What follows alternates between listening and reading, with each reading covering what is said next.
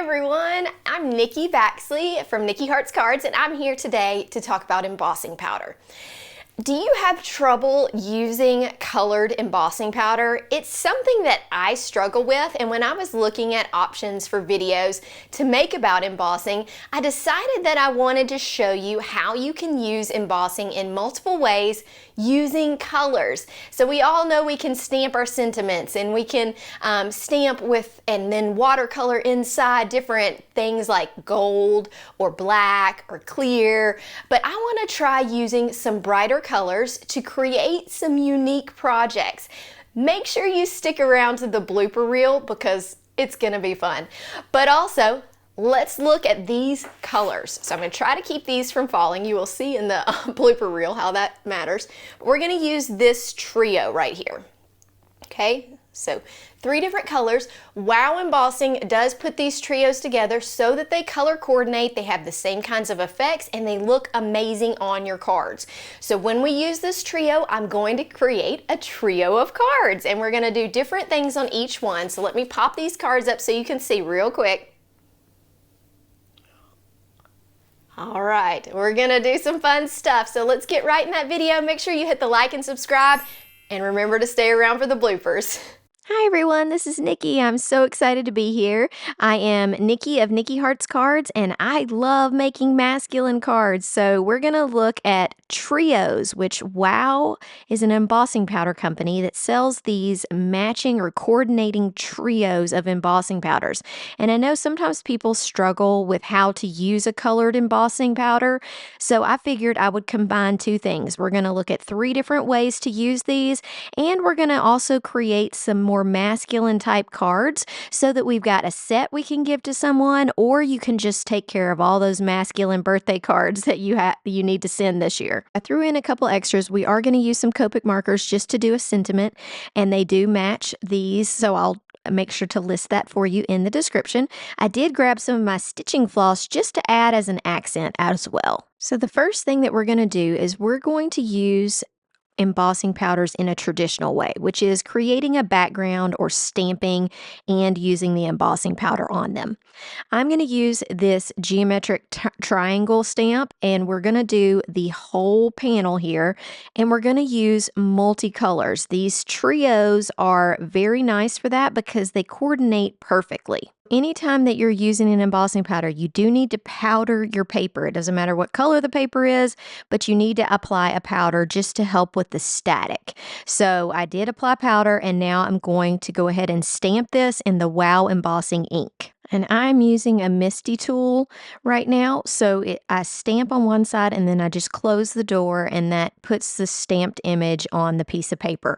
I like to ink my stamp up really well, and I usually stamp twice before I heat emboss. Now, one thing that I love about having this trio is that I can really just not concentrate and just put different colors on my panel. So I know you can't see that there's wet triangles there on that paper, but you'll see as we start to pour on the first of these. It's called Dappled Pearl, which means this isn't really a solid embossing powder. It's got a glittery effect to it, and it's got like little pops of white in each color that just give it so much texture.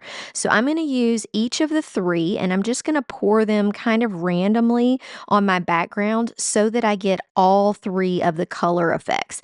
Now, if you get a little bit on something you've already poured on, it's not going to stick to those other triangles that already have embossing powder because it's sticking to that wet ink. So you don't really have to worry that you're getting the wrong color or being messy with this. You do see I kind of follow a line, but I don't really have to do that. I'm just doing it more for demonstration to show you how I'm putting it on this abstract triangle background. And I'll hold it up for you here. See how there's all those different colors there?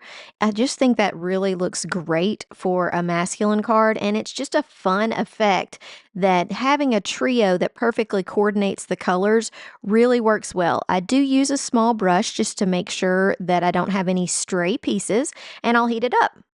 Okay, here's how it looks as once it's actually heated up. So basically the same. You can still tell there's colors. It's a little shinier. It's got some glittery effects and of course looks amazing up close.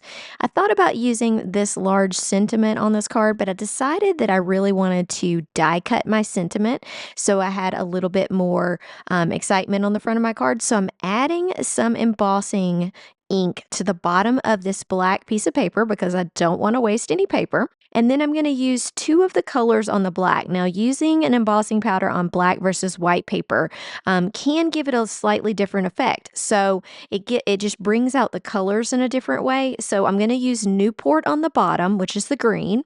I'm going to tap that off, and then you don't have to heat in between. You can go back and just add your next color. We're going to use the darker of the teals, and that is called Laguna.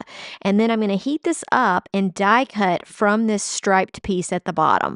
Okay, and here's how it looks on the black paper, nice and shiny and sparkly. And then I'll show you up close in these cards. I added some extra texture behind it, and look at how beautifully it die cut to create these really exciting masculine cards. That's our first way to use these, is a traditional way, just creating beautiful patterns on the background. So now I'm going to stamp and keep this as one color background, and we're going to create our own cardstock. So I guess you could say, well, we're having to start with cardstock, but we're going to create custom colors with our embossing powder. I'm going to start with Laguna as the background. That's the color of embossing powder. Now let's create some custom colors on our cardstock. This card is going to be a simple layered card where you're going to use that abstract triangle in the middle, but this is going to be the matte. And why am I going on and coloring this green? Well, with this embossing powder that we're using here, it has multicolors in it, and I just want to make sure that it shows up really well on these edges and that the white does not show through.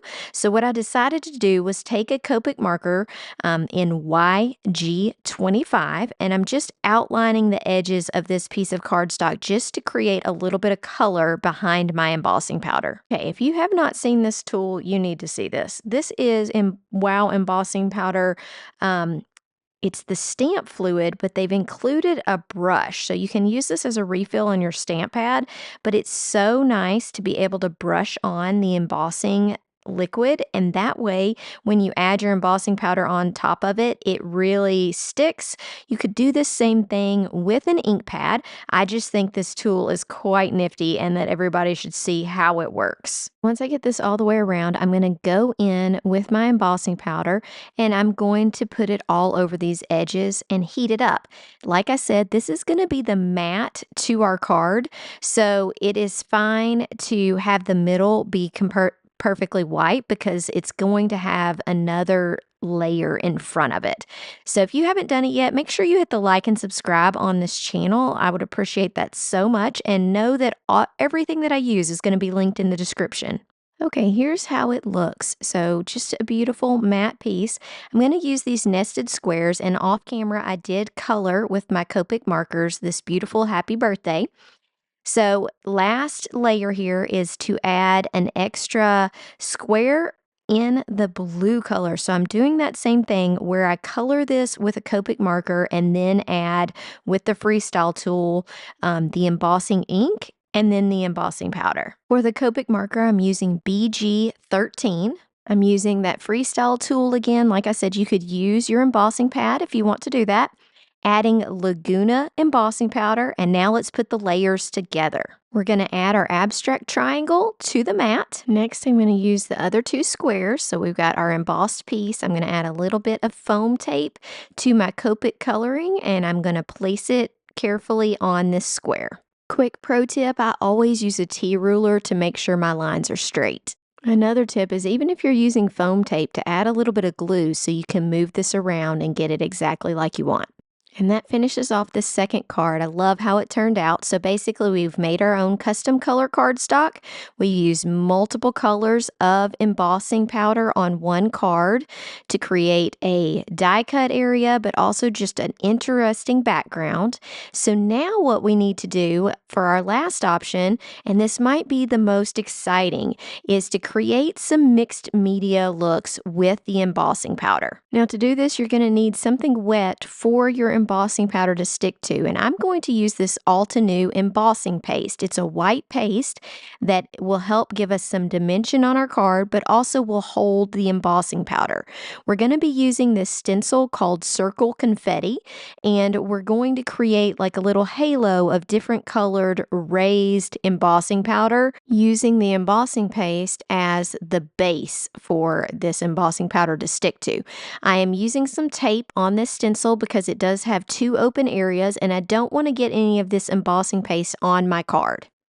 All right, so this embossing paste is a thick paste. You could use lots of other options if you wanted to. This one is just made to do this, and it is a white that is kind of fluffy almost. It's not a slick texture, but it holds the embossing powder really well. I have done this with other paste, and it works well, but this is one of my favorites, so I decided to show you how I use it. I'm going to put it all over the stencil, and then while it's still wet, we're going to add multiple colors of embossing powder. I hope you love reveals as much as I do. I know this is white on white, but let me just show you the texture. I'm going to hold this up so you can see how much texture you get by using this embossing paste. Okay, so like we did on the embossing powder background that had triangles and we did multicolored, we're going to do the same thing with this mixed media area.